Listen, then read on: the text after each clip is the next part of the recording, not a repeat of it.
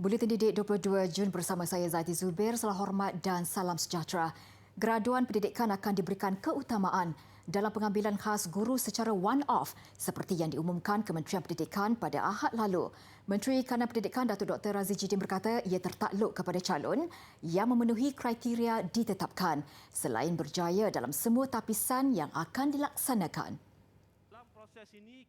Datuk Dr. Razi dalam hantaran di laman Facebooknya menjawab luahan kegusaran dalam ruangan komen Facebook berkaitan pengumuman pengambilan guru secara one-off. Beliau menjelaskan keutamaan tetap diberikan kepada graduan pendidikan yang memenuhi kriteria seperti yang diumumkan di dalam sidang media Ahad lalu. Dan jika tidak mencukupi kerana ketidakpadanan option, pengambilan itu akan dibuka kepada graduan bidang lain mengikut kesesuaian. Apa yang penting, keutamaan adalah untuk graduan-graduan pendidikan. Namun kita tak berhenti di situ. Ini yang saya nak tekankan, bahawa kita tak berhenti di situ. Kita akan lihat secara lebih holistik untuk melihat apakah kelulusan lain yang kita lihat boleh dipertimbangkan dalam pengambilan kali ini. 4 negeri didapati mempunyai kekosongan tertinggi iaitu di Sabah, Sarawak, Selangor dan Johor. Membabitkan beberapa mata pelajaran di sekolah rendah dan menengah yang mengalami kekurangan tenaga pengajar. Iklan pengambilan akan dikeluarkan 7 Julai ini dengan penempatan akan dibuat secara berperingkat mulai Oktober 2021. Menjadikan bahasa Melayu sebagai bahasa ekonomi, itu antara yang terkandung dalam 3 teras pelan strategik Dewan Bahasa dan Pustaka DBP 2021-2025 yang dibangunkan bagi mengindustri serta melestarikan bahasa dan persuratan Melayu. Menurut Menteri Kanan Pendidikan Datuk Dr. Razi Jidin, pelan itu juga bertujuan menjadikan bahasa Melayu sebagai bahasa negara dan bahasa ilmu.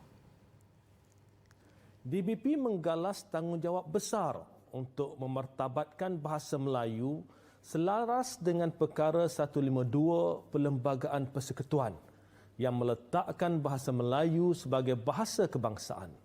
Bagi menjayakan pelan ini, komitmen, kesungguhan, kesepaduan, ketekunan dan kerjasama semua pihak, khususnya pengurusan tertinggi dan warga kerja DBP amat diperlukan bagi mencapai sasaran yang ditetapkan. Beliau berkata demikian pada majlis sambutan ulang tahun DBP ke-65 dan perasmian Pelan Strategik DBP 2021-2025 menerusi media sosial rasmi DBP siang tadi. Tambah Datuk Dr. Razi, DBP telah mempelbagaikan pendekatan bagi mempromosikan kandungan pustaka warisan seperti pantun, peribahasa dan simpulan bahasa. Dari segi penerbitan pula, beliau yakin DBP mampu menghadapi cabaran dunia digital dalam menghasilkan penerbitan berkualiti. Bersempena sambutan ulang tahun ke-65, tema Aksara Nan Hidup Sepanjang Zaman dipilih bertujuan mengajak masyarakat memahami asas penubuhan agensi berkenaan serta fungsinya dalam konteks pembinaan dan pengembangan bahasa serta sastra kebangsaan sejak tahun 1956 sehingga kini. Memanfaatkan media sosial sebagai platform untuk mendekati pecinta ilmu dan bahasa. Itu antara yang ditekankan Dewan Bahasa dan Pustaka DBP dalam memastikan mereka sentiasa seiring dengan perkembangan arus perdana dan teknologi. Secara tidak langsung, platform ini juga membantu DBP mendekati golongan belia dalam usaha memartabatkan bahasa Melayu sebagai bahasa kebangsaan. Menurut Ketua Pengarah DBP, Datuk Abang Salihuddin Abang Syokran, peralihan dalam era digital penting bagi memperluaskan peranan Badan Penerbitan dan Percetakan sebagai pakar rujuk bahasa Melayu. Dewan Bahasa dan Pustaka juga bergiat secara aktif dalam media-media sosial. Sekarang Dewan Bahasa dan Pustaka telah mewujudkan radio Dewan Bahasa dan juga tidak lama lagi Dewan Bahasa dan Pustaka akan melancarkan TV DBP. Ini juga bagi memenuhi keperluan dan juga menyesuaikannya dengan keadaan semasa supaya usaha dalam menyebarkan bahasa dan sastra ini dapat dilakukan sebaik yang mungkin. DBP juga aktif melakukan pelbagai pengisian ilmu di media sosial rasmi iaitu di YouTube, Facebook, Instagram dan Twitter. Pelbagai program seperti forum dan perbincangan isu semasa diadakan dan sering mendapat perhatian belia dalam usaha meremajakan imej DBP. Kerajaan mempertimbang untuk memberi kebenaran pembukaan kedai buku dan alat tulis dalam fasa kedua PKP penuh bagi memudahkan proses pengajaran dan pembelajaran di rumah PDPR. Menteri Kanan Keselamatan Datuk Seri Ismail Sabri Yaakob menjelaskan perkara itu dibincang pada mesyuarat hari ini dan pengumuman akan dibuat minggu depan. Fasa 2 ni ada sedikit pertimbangan kelonggaran-kelonggaran ya. Tapi 3 syarat tu mesti dipenuhi. Ya, dari segi peratusan vaksinasi, kes kurang daripada 4,000 dan katil ICU sudah pun kurang dari segi penggunaannya dah semakin berkurangan. Ya. Tunggu kita umum lah. Saya ingat dalam minggu ni lah kok. Petang ni ada meeting untuk untuk kita finaliskan benda ni, perkara-perkara ni, dan mungkin besok atau lusa kita umum. Beliau diminta mengulas mengenai rungutan ibu bapa yang mahu kedai alat tulis dibuka bagi memudahkan PDPR. Berdasarkan Pelan Pemulihan Negara, pembukaan PKP penuh fasa kedua bermula Julai hingga Ogos ini. Ia melibatkan sektor ekonomi dengan pembukaan secara berperingkat dengan kapasiti pekerja hingga 80%. Pertimbangan juga bagi senarai aktiviti diperluas termasuk peruncitan, barangan elektronik dan komputer.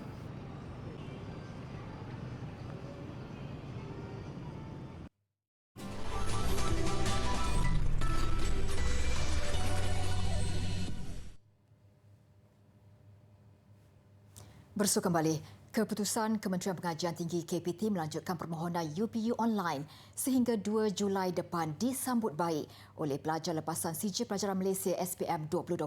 Secara tidak langsung memberi mereka lebih ruang untuk membuat pilihan kursus yang sesuai sebelum melanjutkan pelajaran ke institusi pengajian tinggi IPT. Menurut pelajar dari Sekolah Menengah Kebangsaan Seri Pekan Pahang Syazwan Azim Junaidi, dia menghargai keputusan itu, apatah lagi ketika mengisi permohonan online sebelum ini. Syazwan kerap berdepan masalah capaian internet yang membuatkan dia tidak mempunyai cukup masa untuk meneliti universiti yang bersesuaian. Kita sedia maklum, batch kami adalah batch yang terkesan dengan pandemik COVID-19. Ambil SPM pun tahun lain, keputusan keluar lewat. Jadi terburu-buru.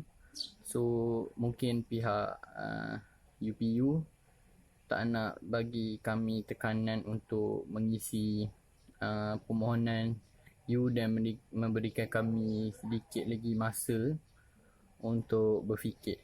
Jadi kami boleh memilih universiti dengan teliti dan tidak terlalu tergopoh-gapah.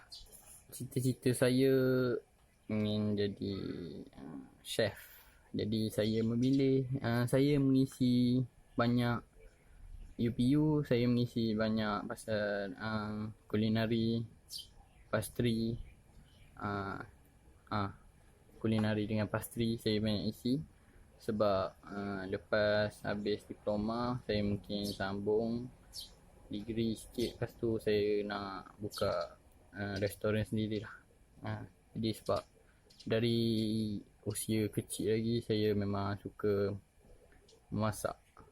Since at our age 18 ni, ada yang dah start kerja, ada yang kadang tu tak ada masa untuk check dia punya UPU.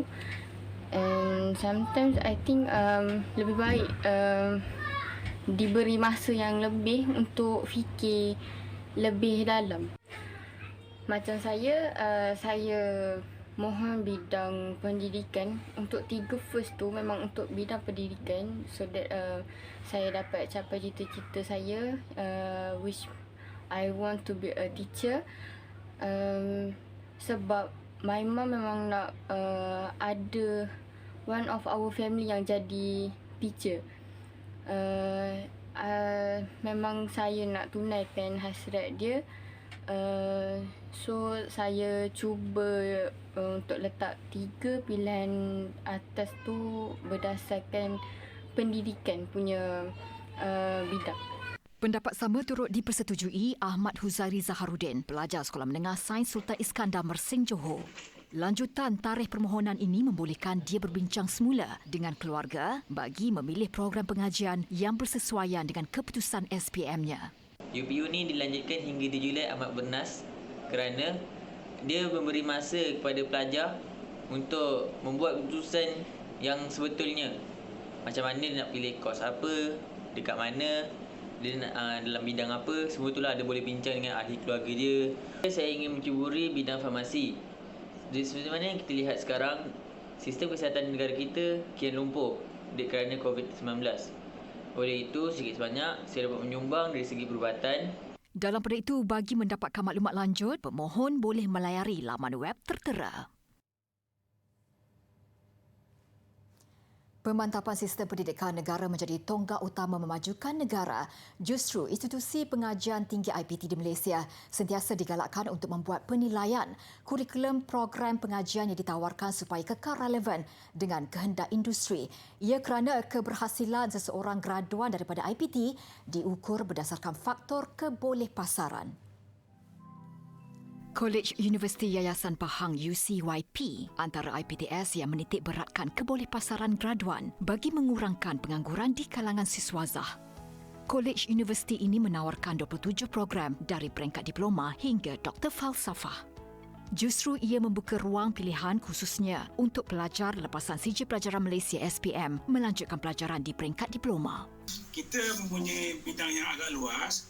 Pertamanya pengurusan perniagaan, seterusnya perakaunan, digital pemasaran, pengurusan pelancongan, seni kreatif, pendidikan awal kanak-kanak, teknologi maklumat, kejuruteraan perisian, agroteknologi, pengurusan Islam, pengajian tahfiz Al-Quran dan banyak lagi. Jadi ini semua ada level diploma dan layak untuk pelajar-pelajar yang baru saja mendapat keputusan SPM dan minima kemasukan adalah 3 kredit.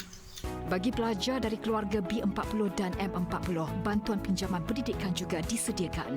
Ketika ini, sistem pembelajaran dijalankan secara hybrid susulan pandemik COVID-19. Pelajar-pelajar kita yang kita keluarkan ni dia bersifat multi skills lah. Okey, untuk tahun ni kita ada lagi penambahbaikan iaitu kita menambahkan lagi program-program kompetensi. Program kompetensi ni bersifat percuma sahaja kepada semua pelajar-pelajar UCYP yang ditawarkan di setiap fakulti. Ada bantuan kewangan ada, macam Prof kata ada bantuan grant ada. So dari segi bantuan kewangan tu memang ada, memang di-provide sampai sekarang. So saya pun dah sambung belajar dalam peringkat ijazah. So saya sekarang ni saya pelajar semester 4 ijazah sarjana muda dalam kejuruteraan perisian. Untuk maklumat lanjut boleh layari laman web ucyp.edu.my.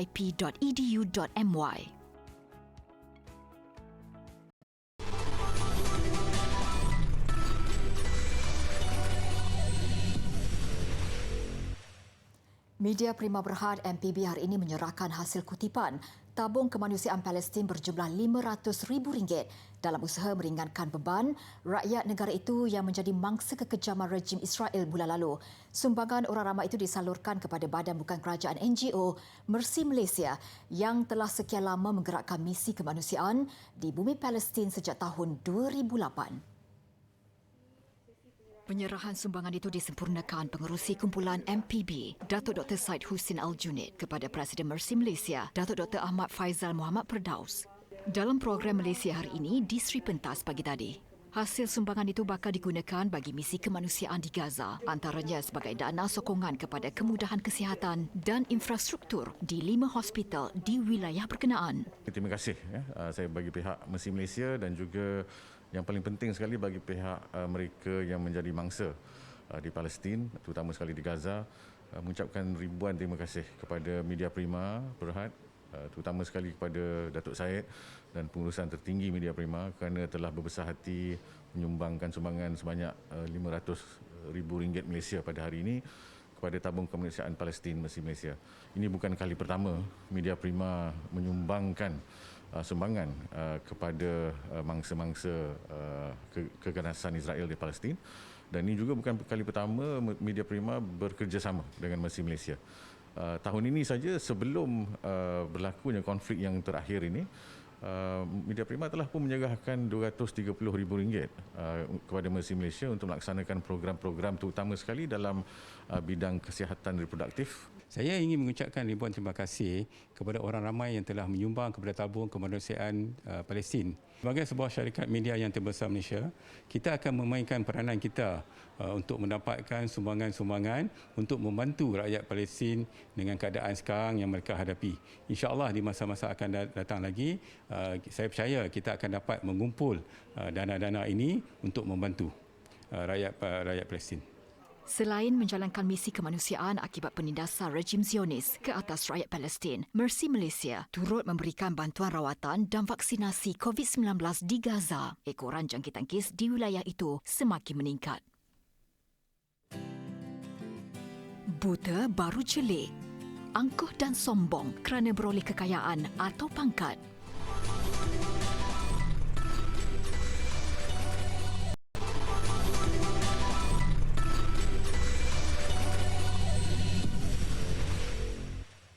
Laporan sukan, atlet powerlifting negara Boni Bunyagustin terus mengharumkan nama negara ia selepas memecah rekod dunia bagi kategori lelaki 72 kg pada kejohanan di Dubai, Emirat Arab Bersatu. Angkatan seberat 230 kg mengatasi rekod 229 kg yang dipegang atlet Iran Rohallah Rostami yang dicipta pada Sukan Asia 2018 di Jakarta. Pada kejohanan di Dubai, Boni membuat angkatan pertama dengan catatan 210 kg sebelum dipintas peserta Cina Hu Ping yang membuat angkatan 212 kg.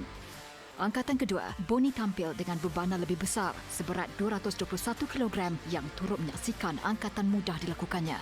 Sudah tidak tercabar selepas Hu Ping hanya mencatat angkatan seberat 214 kg, emas sah menjadi milik Boni. Namun dia kembali untuk angkatan ketiga dengan jumlah beban 230 kg yang juga merupakan rekod dunia. Terlepas percubaan itu, sokongan diberikan pihak penganjur untuk Boni mencuba sekali lagi. Dan Boni dengan semangat tinggi berjaya memecah rekod dunia dengan angkatan seberat 230 kg. Prestasi cemerlang Boni pasti menambahkan lagi keyakinannya menjelang Sukan Paralimpik Tokyo berbaki lebih kurang 2 bulan saja lagi. Bola sepak Copa America, gandingan dua penggempur berbisa Edinson Cavani dan Luis Suarez nampaknya masih gagal menjelmakan kemenangan buat Uruguay memerlukan kempen kumpulan B dengan kekalahan 0-1 kepada Argentina. Uruguay sekadar seri 1-1 menentang Chile pada perlawanan kedua. Dua perlawanan kumpulan A berlangsung hari ini. Argentina menewaskan Paraguay 1-0 untuk mengungguli kumpulan seterusnya mara ke fasa kalah mati. Begitu juga Chile mengiringi Argentina meskipun diikat 1-1 Uruguay. Pertemuan Chile dan Uruguay berlangsung di arena Pantanal. Ia menyaksikan asakan awal Uruguay menerusi tandukan Edinson Cavani berjaya diselamatkan penjaga gol Claudio Bravo. Di minit ke-26, Chile membuka tirai jaringan menerusi gerakan 1-2 Eduardo Vargas dan Ben Brereton yang disudahkan Vargas. Babak kedua makin rancak, Uruguay meneruskan penguasaan Bravo sekali lagi tangkas dengan menggagalkan percubaan pemain gantian Facundo Torres. Tidak berputus asa, usaha Uruguay akhirnya berjaya mengikat kedudukan pada minit ke-66 susulan sepakan sudut. Hasil tampanan bola ke gawang sendiri oleh Arturo Vidal ketika cuba menghalang asakan Luis Suarez. Pada penghujung perlawanan, Chile hampir menjarikan gol kemenangan namun percubaan Luciano Arriagada sedikit tersasar. Kedudukan 1-1 kekal hingga whistle penamat. Berikut kedudukan kumpulan A dengan Argentina unggul 7 mata, manakala Chile ketinggalan 2 mata di tangga kedua. Sementara masih ada peluang buat Uruguay memburu tempat ke fasa kalah mati berbaki 2 perlawanan. Sementara itu, Lionel Messi menjadi inspirasi Argentina memastikan tempat ke suku akhir apabila menundukkan Paraguay. Gol kemenangan Argentina pada minit ke-10 berpunca daripada lorongan Messi kepada Angel Di Maria. Sebelum Di Maria bijak membuka ruang buat Alejandro Dario Gomez menewaskan penjaga gol Paraguay Anthony Silva. Argentina akan menamatkan kempen kumpulan A menentang Bolivia pada 29 Jun ini, manakala Paraguay berdepan Uruguay Jumaat ini.